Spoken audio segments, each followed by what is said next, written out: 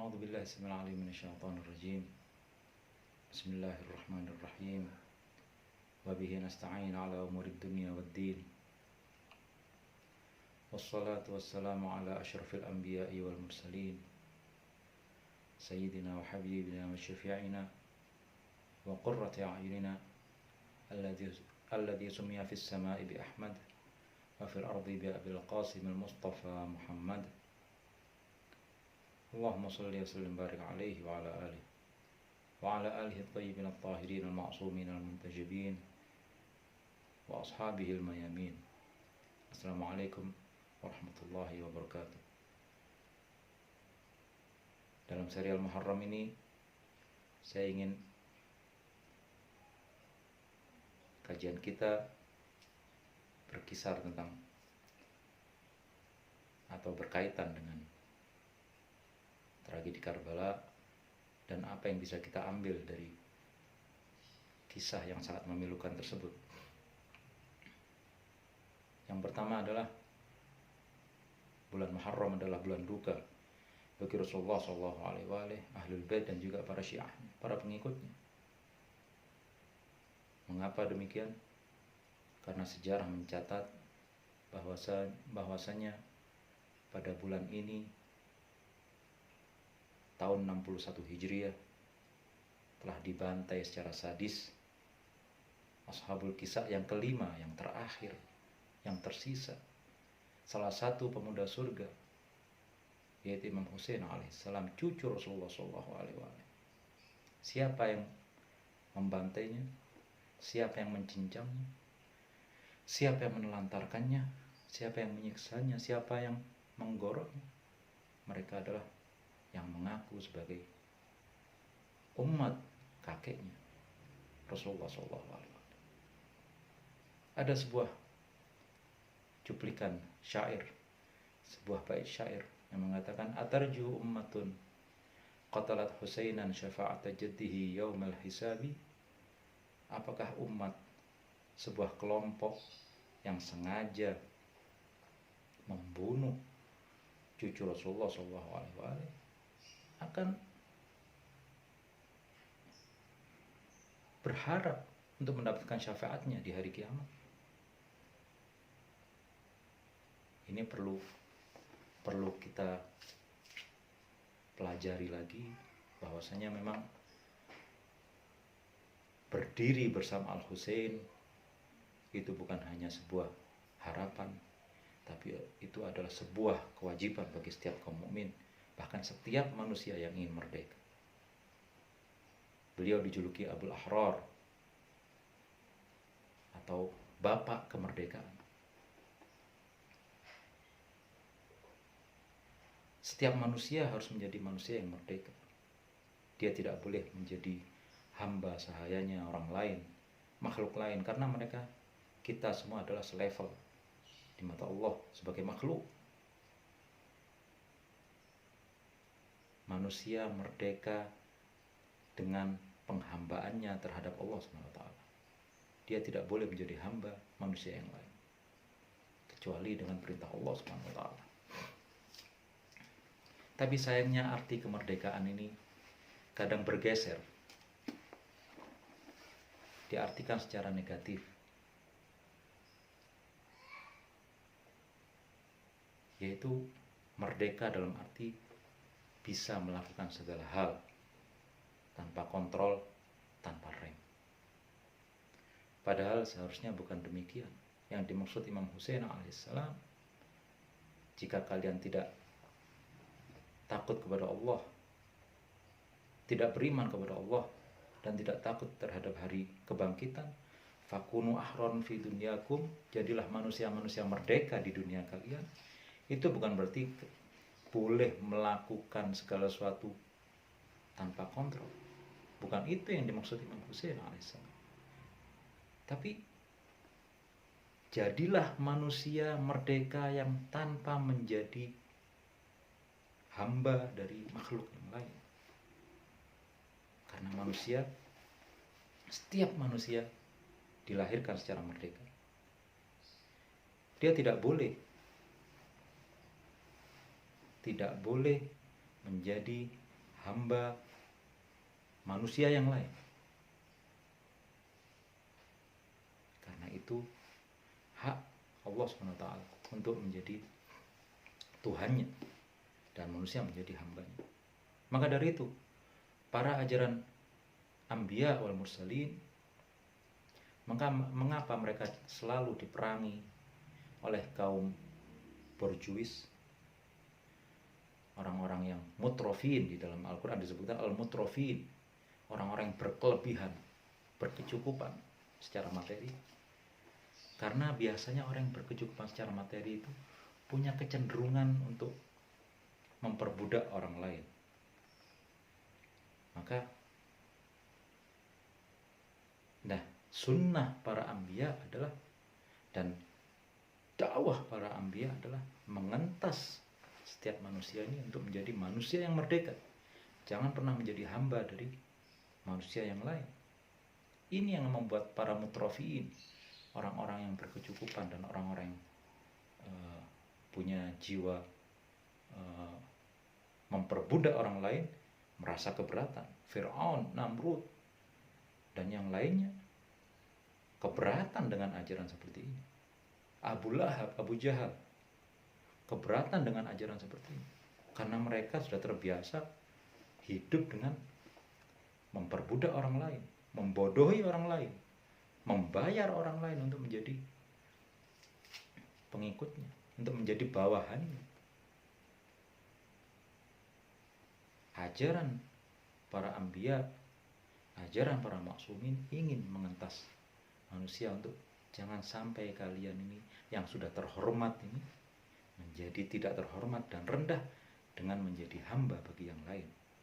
Fakunu ahraran fi dunyakum. Kalaupun kalian tidak beriman kepada Allah dan hari akhir, jadilah manusia yang merdeka, bukan menjadi budak lagi bagi orang lain. Karena itu akan menjadi hina, menghinakan kalian di dunia ini. Fakunu ahraran fi dunyakum.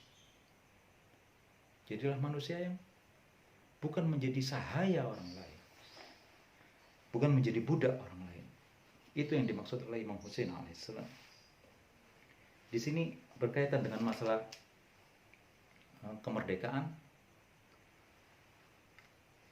Ada beberapa hadis yang ingin saya nukil, yaitu dari Imam Ali bin Abi Thalib alaihissalam. Beliau bersabda, ayyuhan nas, inna Adam lam yalid abdan wala amah, wa inna nas kulluhum ahrar.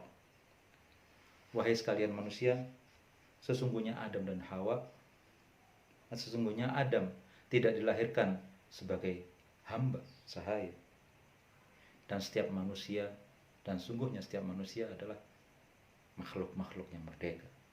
Sekali lagi, ada yang menggeser arti kemerdekaan ini dengan mengatakan bebas melakukan segala sesuatu. Bukan itu yang dimaksud Imam Husain. Bukan itu yang dimaksud oleh ajaran para anbiya. Bebas di sini, merdeka di sini adalah manusia yang tidak menjadi budak orang lain.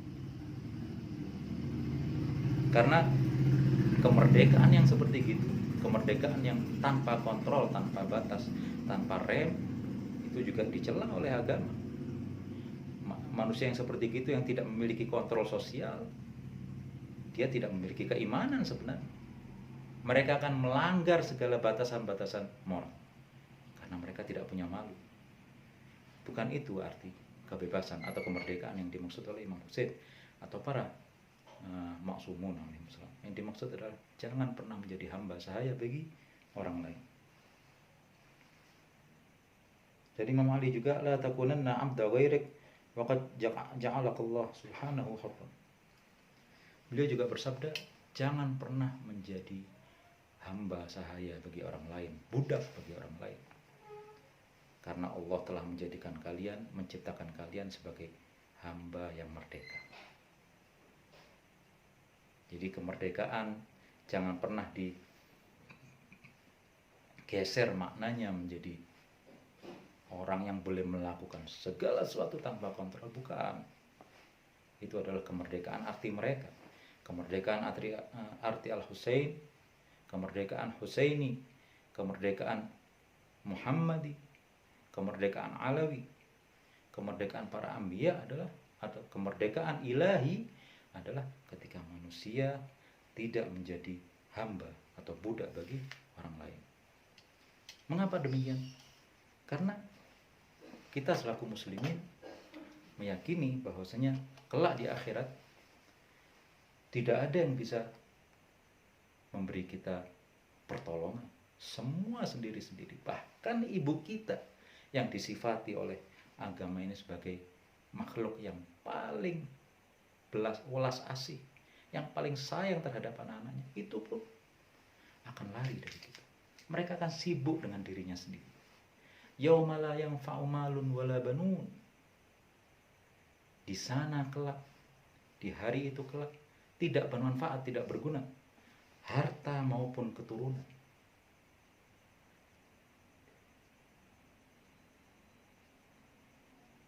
Yauma yafirrul mar'u min akhihi wa ummihi wa abihi. Kelak di hari itu semua manusia, setiap manusia, yafirru, yauma yafirrul mar'u min akhihi, dari saudaranya, lari dari saudaranya, wa ummihi wa abihi, dari ayah dan ibunya, wa sahibatihi wa banihi, dari pasangan dan juga keturunannya. Semuanya sendiri-sendiri, nafsi-nafsi, semuanya sendiri-sendiri. Tidak ada yang bisa memberi pertolongan baginya. Semua mencemaskan dirinya sendiri. Yang mendapat hak untuk memberi pertolongan adalah para maksumun, Rasulullah SAW, para imam setelahnya, para anbiya. Ini mereka ini harus kita ambil, harus kita taati perintah-perintahnya, karena mereka yang kelak akan berguna bagi kita semua. Adapun yang lain tidak ada gunanya. Maksudnya ketika kita menemukan kebenaran tapi kita masih menimbang-nimbang, nggak enak sama si fulan, sebenarnya kita belum merdeka. Kita belum mengerti bahwasanya kelak di akhirat mereka pun tidak bisa menyelamatkan dirinya sendiri. Yang kita pertimbangkan tidak bisa menyelamatkan dirinya sendiri.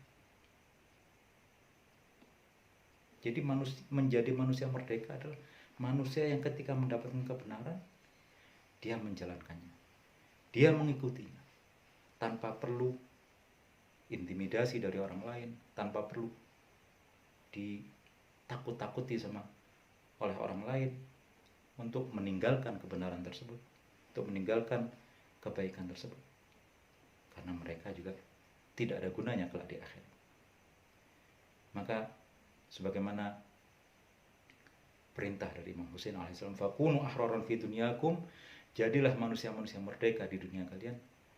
Hendaknya kita semua ketika mendapatkan kebenaran, kita tidak lagi mengambil pusing apa yang dicemoohkan oleh orang lain, karena itu adalah tanggung jawab diri kita sendiri. Kita merdeka untuk menentukan sikap kita. Kita merdeka sebagai hamba Allah SWT. Kita merdeka dalam menerima kebenaran, menjalankan kebenaran, dan istiqomah di jalan kebenaran. Insya Allah pada pertemuan-pertemuan berikutnya serial Muharram akan kita sajikan beberapa fragmen tentang apa yang terjadi di Karbala ini. Semoga bermanfaat. Wabillahi taufiq wal hidayah. Assalamualaikum warahmatullahi wabarakatuh.